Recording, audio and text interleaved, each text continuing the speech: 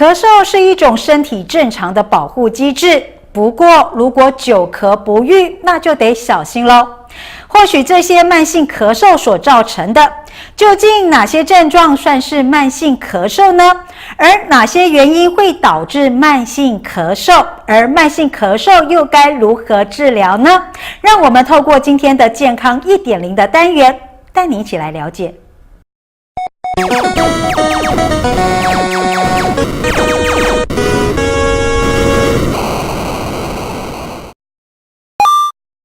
你好，我是那个更新医院的胸腔内科主治医师黄兆明医师。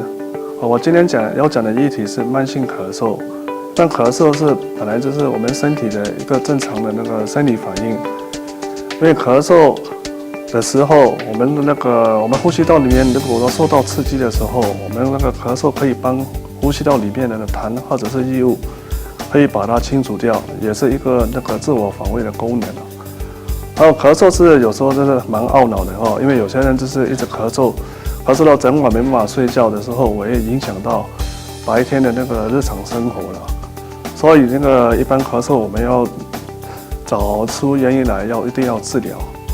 那咳嗽的话，就是我们有分急性、亚急性跟慢性咳嗽了。特别要注意的是慢性咳嗽。慢性咳嗽的定义就是说，咳嗽3个礼拜以上，一直持续没有改善的，叫做慢性咳嗽。所以慢性咳嗽背后的话，就是代表着比较复杂的健康问题啊。因为一般咳嗽原因要找出来，对症下药才可以治疗。那原因的话是很多，就是比如说非呼吸道的原因，就是包括胃食道逆流，加上另外一个是肾脏衰竭啊、心脏衰竭啊，还有肺积水，这些会影响到也会咳嗽。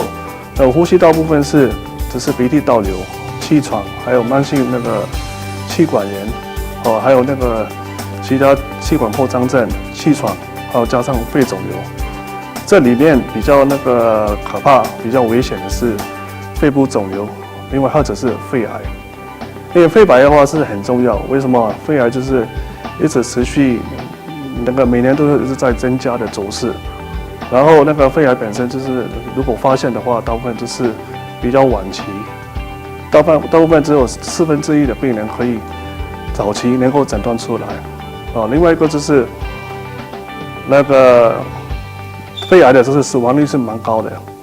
一般它的我国里面在台湾里面，肺癌的话死亡率就是占如果男生的话占第2，如果女生的话是占第1。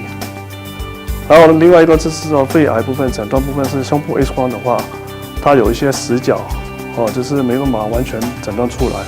目前有一个新的仪器的，叫做低剂量的电脑断层，它辐射低，也是另外加上可以比较小的肺部肿瘤可以诊断出来。